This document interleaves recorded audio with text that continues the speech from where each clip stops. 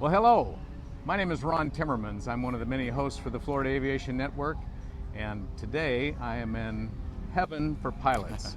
That's about as close as I can explain where I'm at.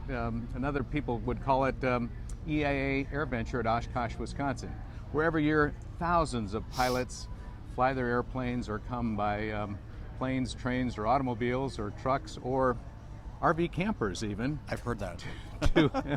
to be at the greatest air show on earth, and a week of fun for pilots, and greet each other and see airplanes and see our shows and the like. Special guest I have with me today, this is Tom Haines. You recognize him, I imagine. Tom has been around AOPA for many, many years, and is joining me today. Tom is a fellow Bonanza pilot and a longtime advocate for all of us at AOPA. And Tom, I guess there's been, well, first of all, welcome back to Oshkosh again, like you are almost every year, right? Yeah, thank you. This is, I've kind of lost track. I think this is number 33. You know, COVID messed us all up, but I think it's number 33. Yeah. Most of us can't remember anything after COVID, and we blame everything on Right. COVID, but that's okay, I guess. We got to have some evil thing here that we can blame. So anyway, 2022 it dawned, and you were still working for AOPA, and then something happened. What was it?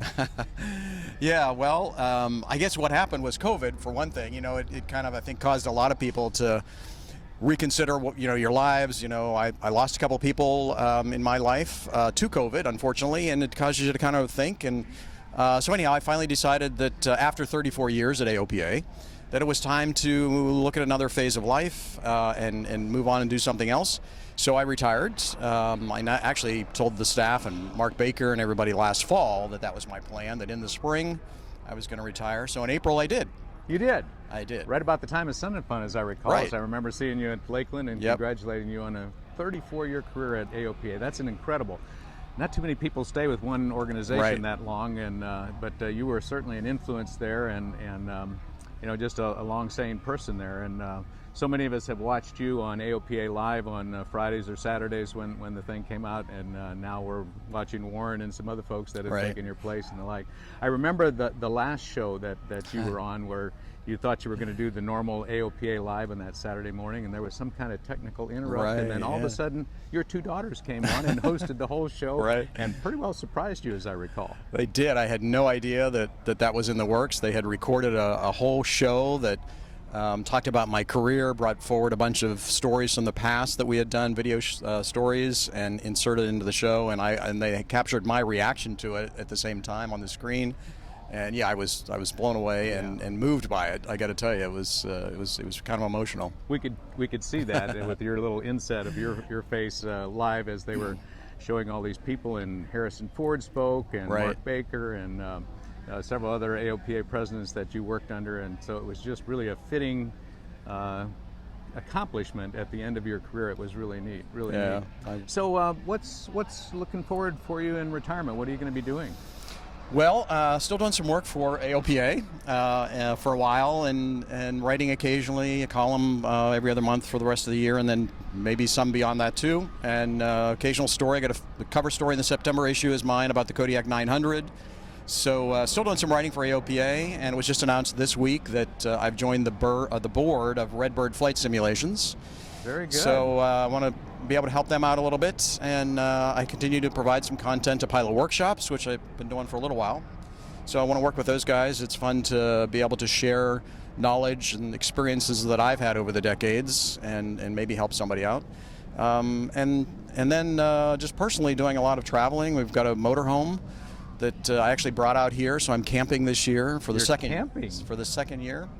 So that's been great fun. I've always flown in, and I kind of miss flying in, I will tell you, but it's also great fun to be at the campground. It's just a whole nother community over there. Indeed it is. I've heard about that. I haven't had the chance to experience that. So I think we've got some B-roll of showing you in front of your camper, and so it looks like you're relaxing pretty well here. So even though you've retired, that's just kind of a general descriptor. It sounds like you're still going to be quite busy. I hope so. I want to be busy, and I've got some other personal things I'm going to do, some charitable work that I want to get involved in with a little more flexible schedule. And then, like I said, using the motorhome and the airplane for traveling and seeing the country. Good. And speaking of airplane, I understand there's also been a change in your aviation in the airplane that you've been flying. Tell us about that. Yeah. Yeah, I had an A36 Bonanza 1972 model for 21 or almost 22 years. We actually flew together. We in that, did, didn't we? yeah. We did a BPT, I think it was, there together. Uh-huh.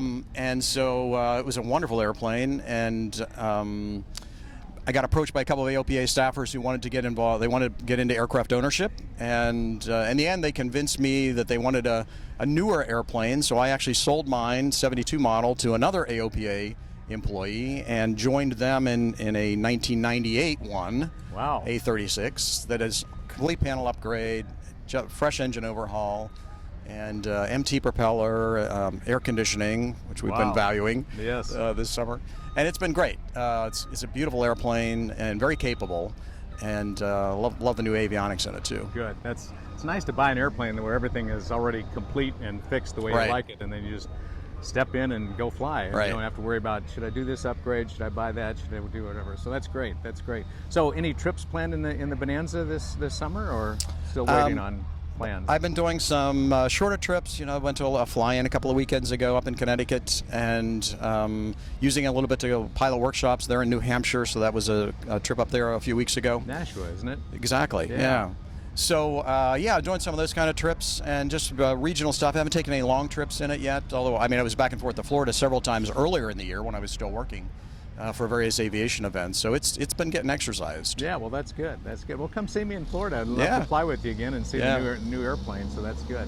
So Tom, for a number of times you have attended proficiency training with the Bonanza Baron Pilot Training Group. Right. Tell us your thoughts on proficiency training and the value in it for pilots, your perspective. Yeah. Well, it's super important. If nothing else, for insurance purposes, you get a discount and a better consideration for your insurance. But of course, the real reason is for safety, confidence, that sort of thing.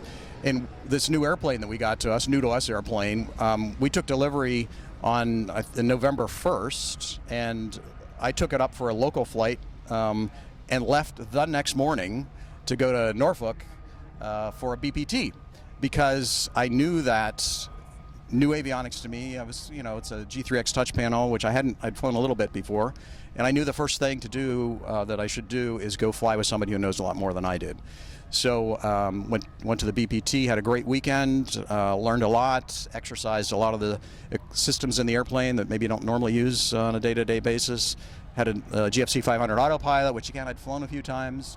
It's a lot like the GFC 700 I've flown in other airplanes, but there were some tricks to it that I wasn't aware of, so I learned a lot. Indeed. Well, thanks for your comments on proficiency training. Of course, I'm involved with BPT, but I couldn't agree more. Whether it's you or me, when I get a new airplane or get into a new airplane, I recognize and understand that it's valuable to get some training in that particular airplane from someone who knows a whole lot more than you do about the avionics, the airplane, and the like.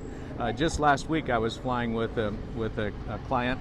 He had recently purchased a 58 Baron, and he wanted some proficiency training, and I recognized that, and I thought that was a good idea. I said, so what's the day job? And he said, well, I fly for Atlas Airlines. I fly a 747-800, and go, whoa, big jet to smaller twin-engine airplane. But he recognized the value in type-specific training and how important it is. Even though you can fly big stuff, flying littler things or little airplanes, it's a bit different. And the same way, if you were going up to a 747, there's a lot you'd have to learn. So yeah, proficiency training is good, and we at BPT and at other training organizations as well, we have pilots who are very familiar with the Beechcraft Bonanza and Baron airframe, and generally are familiar with almost all the avionics combinations of this IFR GPS navigator and this autopilot combination or any other combinations. And they are a bit tricky to work out until you understand the buttonology. I was flying with another client just a few weeks ago.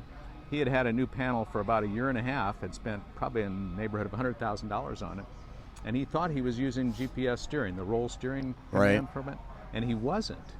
But he thought he was, and so I helped him just to do that, and he said, wow, that was worth the value. That was the value of the training right there, just learning how to turn GPS steering on. And so he was grateful, and I was happy to help him. Another thing I find with pilots is many of them don't know how to use a flight director, even though they've had one in the panel for many years. And they use the flight director, and they go, wow, this just makes so much sense. So type-specific training, proficiency training, good for all of us. We need to be trained and retrained because we atrophy. So funny. Funny that you should mention flight director, because that was the one thing that was missing in my other airplane. The panel that I had, GFC 500, I had an S-Tech autopilot, which didn't drive a flight director. And having flown bigger airplanes, jets, and that sort of thing, the one thing I missed the most was a flight director. Yeah. And so when I was looking at making a change, one of the requirements was it's got to have a flight director. Yeah. It makes hand flying so much more safer. Actually. It does. Yeah. It really does. Some people say that's cheating. I say, no, not really. You bought the airplane and have all this expensive equipment. Why wouldn't you want to use it? Right? Yeah. So, yeah. Anyway, well, here we are at the air show. It's time to stop this interview and get on with visiting other friends and looking at airplanes and seeing an air show that will go on behind us. Here we are live at EA AirVenture 2022. My good friend Tom Haines. I'm Ron Timmermans with the Florida Aviation Network and the Bonanza Baron Pilot Training Program. Thanks for tuning in and watching us today.